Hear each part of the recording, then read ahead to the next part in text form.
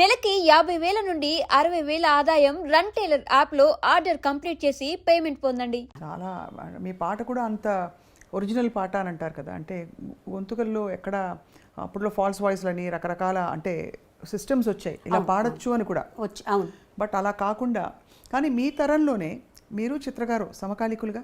అవునండి.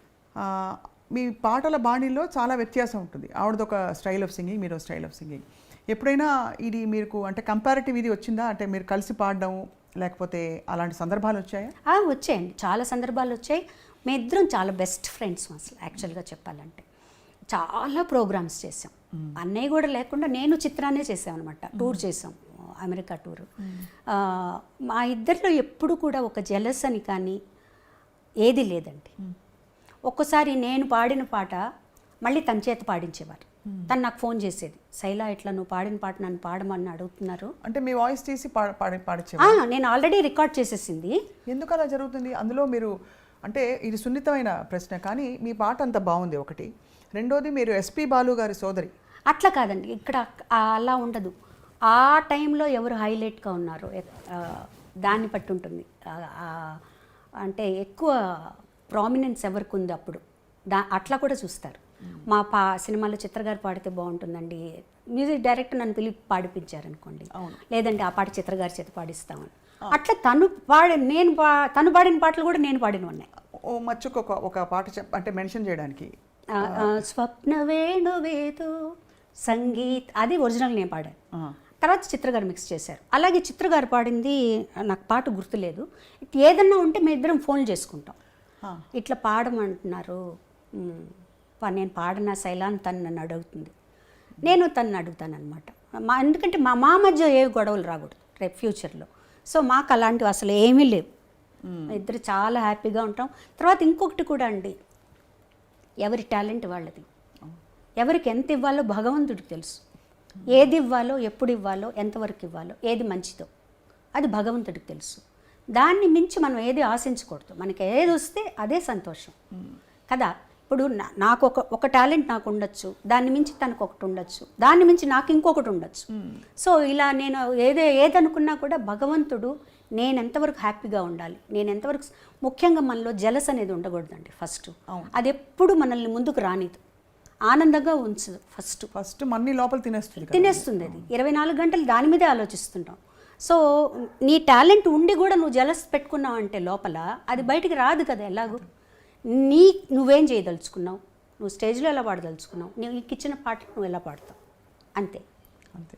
ఇద్దరం కలిసి ఒక పాట పాడేటప్పుడు కూడా పోటాపోటీగా ఉన్నప్పుడు పాడేవాళ్ళం, అలాగే నవ్వుకుంటూ సరదాగా నవ్వుకుంటూ పాడేవాళ్ళం, అంతే. తప్పించి మా ఇద్దరి మధ్యనే కాదు, నాకు ఏ సింగర్స్తోనూ ఎప్పుడు ఎలాంటి ప్రాబ్లం రాలేదు, ఏ సింగర్స్తోనూ రాలేదు. మీరు అందులో ఒక విధంగా చూస్తే మీకు అడ్వాంటేజ్, ఒక విధంగా చూస్తే డిసడ్వాంటేజ్ అని చెప్పను ఎప్పుడు, కానీ అడ్వాంటేజ్ ఒక ఫ్రేమ్ వర్క్ కూడా.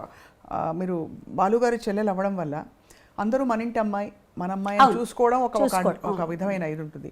ఇంకో విధంగా చూస్తే గబుక్కుమని మీరు చొరవ తీసుకుని వెళ్ళలేరు. ఇంకోటి కూడా ఏంటంటే ఎక్స్పెక్టేషన్స్ కూడా ఎక్కువ ఉంటాయి. బాలుగారితో కంపేర్ చేస్తూ బాలుగారు లాగా పాడుతుంది, తను ఇలా ఇంత లెవెల్కి పాడుతుంది అనే ఎక్స్పెక్టేషన్స్ ఉన్నాయి. లక్కీగా ఏంటంటే నేను ఆడపిల్లని అయిపోయాను. ఇదే చరణ్కి అయితే చాలా ఇబ్బంది, చాలా ఎక్స్పెక్టేషన్స్ ఉంటాయి చరణ్ మీద, చాలా ప్రెషర్ అండి, చాలా ప్రెషర్. నేను చరణ్ అనే కాదండి, ఒక క్యాలిబర్ సంపాదించుకొని ఒక సినిమా యాక్టర్లను కానీ ఎవరైనా సరే వాళ్ళ పిల్లలందరికీ ఉంటుంది, కంపారిజన్ ఉంటుంది. 24 గంటలు వాళ్ళకి తర్వాతేనండి వీళ్ళు అంటారు, కానీ వీళ్ళు ఎంత కష్టపడుతున్నారో. ఎవరైనా కష్టపడితేనే ఆ లెవెల్కి వస్తారు, అది రాదు, అది ఆలోచించరు, కంపేర్ చేసేసి బాలేదు అనేస్తారు అనమాట. అది లక్కీగా నేను ఆ అమ్మాయిని అయ్యేటప్పటికి నాకు అది తగ్గిందనే చెప్పాలి. చరణ్ మీద చాలా ప్రెషర్ ఉంది, చాలా ప్రెషర్. మీరు గమనించేవారా, చరణ్ చెప్పేవారా మీతో? నేను గమనించేదాన్ని, నాకు తెలుస్తుంటుంది కదా అది.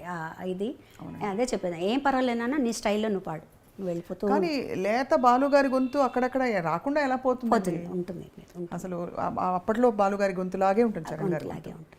కానీ అసలు మీది అంటే ఒక బ్యూటిఫుల్ జర్నీ, మీ పాటల జర్నీ. ఇందులో మీ ఫోకిష్ కైండ్ ఆఫ్ పాటలు, నాంపల్లి స్టేషన్ కాడి మొదలుకొని ఇవన్నీ ఇంకొక కోణం.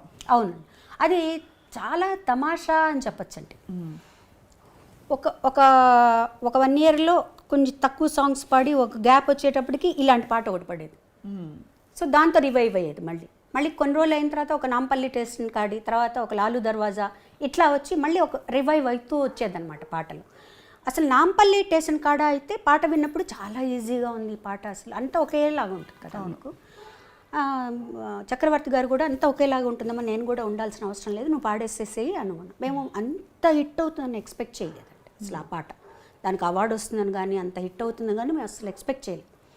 చాలా సరదాగా పాడేసాను పాట. ఒక హాఫ్ అన్ అవర్ 1 అవర్లో అయిపోయింది పాట, అంతా అయిపోయింది, వచ్చేసాం అనమాట. దానికి వచ్చిన రెస్పాన్స్ చూసిన తర్వాత నాకు చాలా ఆశ్చర్యం వేసింది. ప్రతి వాళ్ళు వాళ్ళ దానికి కోరిలేట్ చేసుకున్నారు. ముఖ్యంగా ఈ పనిచేసే వాళ్ళు, కూలీలు, వాళ్ళందరూ కూడా తెలంగాణలో ఆ పాటని వాళ్ళకు వాళ్ళు అన్వయించుకొని చాలా మా అక్క అప్పుడు హైదరాబాద్లో ఉండేదన్నమాట. వాళ్ళ ఇంటి ఎదురుగుండా ఇల్లు కడుతున్నట్టు కూలీలందరూ. ఆ పాట వింటూ ఈ పోరి ఎంత బాగా పాడింది ఈ పాట, మన బాధలన్నీ చెప్పింది ఇందులో అనేవాళ్ళట వాళ్ళు.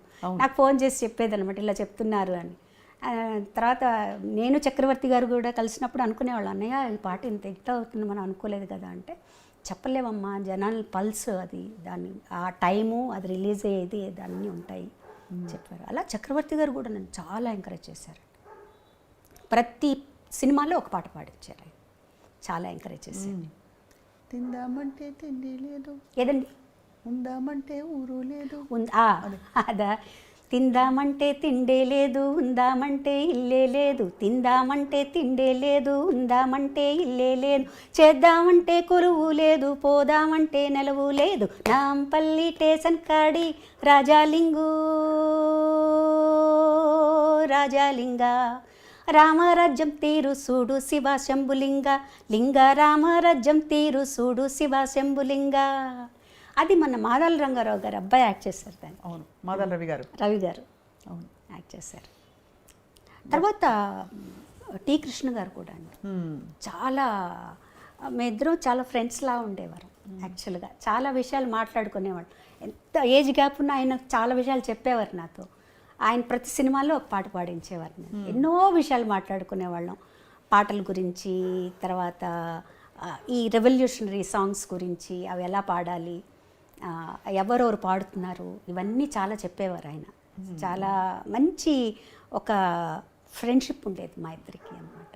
వారు లేకపోవడం అనేది చాలా చాలా చాలా బాధేస్తుంది నాకు. వాళ్ళు వెళ్ళిపోయిన అసలు మాటల్లో ఏం చెప్తామండి అంటే నిజం అనుబంధం ఉన్నప్పుడు. కానీ మీకు పాటతో పరిచయం అయింది ఫస్ట్ మొట్టమొదటి నాన్నగారి ద్వారా. నాన్నగారు అంటే ఇది జంకుతో అడుగుతున్నాను, నాన్నగారు వెళ్ళిపోయినప్పుడు మీకు చాలా పెద్ద మాటల్లో చెప్పలేనంత బాధ, ఆ తర్వాత ఆ జ్ఞాపకాలు, అది ఎలా కోపోయారు ఆ టైంలో? నాన్నగారితో నేను ఎక్కువ స్పెండ్ చేయలేదని చెప్పాలండి. ఎందుకంటే నేను 2nd, 3rd, 4th చెన్నైలో అన్నయ్య దగ్గర చదివాను. 5th నుంచి 9th వరకు నెల్లూరులో చదివాను. ఈ 2ndకు ముందర పెద్ద ఊహ మనకి ఏం జరిగింది అనేది గుర్తుండేది కాదు. ఈ 5 6 years నాన్నగారి దగ్గర ఉన్నాను. బట్ ఆయన ఇన్ఫ్లుయెన్స్ చాలా పడింది. ఎందుకంటే ఒక పట్టుదల ఆయనలో. తర్వాత ఎన్ని కష్టాలు వచ్చినా కూడా ఆయన అస్సలు తొణికేవారు కాదు. మెన్ను విరిగి మీద పడ్డా కూడా చాలా స్ట్రాంగ్గా ఉండేవారు. నేను రాముడిని నమ్ముకున్నాను, ఆయన ఆరాధ్యులైనా కూడా, శైవ పూజ రోజు చేసుకున్నా కూడా రాముడు భక్తుడైన, నేను రాముడిని నమ్ముకున్నాను, రాముడే నన్ను కాపాడుతాడు అన్న దీంట్లోనే ఉండేవారు అనమాట. లక్కీ నేను ఇక్కడికి వచ్చాక ఏంటంటే, ఇక్కడి నుంచి నాన్నగారికి నేను ఉత్తరాలు రాసేదాన్ని. ఇంకెవ్వరు రాసేవారు కాదు, నాన్నగారికి మటుకు నేను ఉత్తరాలు. ఎందుకంటే నేను పుస్తకాలు విపరీతంగా చదివేదాన్ని, అలా పిచ్చిగా ఖర్చు పెట్టేదాన్ని బుక్స్ మీద. ఆ టైంలోనే 1000 రూపాయల దాకా నెలకు బుక్స్ మీద ఖర్చు పెట్టేదాన్ని, కలెక్ట్ చేసుకునేదాన్ని బుక్స్. నాన్నగారికి కూడా చాలా ఇష్టం పుస్తకాలు, ఆయన దగ్గర పెద్ద బీరువా ఉంది. నవలలు, సాహిత్యం అన్నీ, రామాయణ భారత భాగవతాలు అయితే ఎన్నున్నాయో చెప్పలేం, అన్నీ అన్నమాట. సో ఆయన నా దగ్గర నా కలెక్షన్స్ చూసి నాకు ఉత్తరం రాసేవారు, అమ్మ ఈ ఫలానా పుస్తకం నీ దగ్గర ఉంటే నాకు పంపించు అని. ఇక్కడి నుంచి నేను ఆ బుక్ పంపించి, నాన్నగారు పుస్తకం పంపిస్తున్నాను, నేను అమెరికా వెళ్తున్నాను, మీకు ఏం కావాలి అంటే, ఆయన ఎప్పుడు అమెరికా వెళ్ళినా ఫౌంటైన్ పెన్ ఒకటి తీసుకురమ్మనేవారు అనమాట.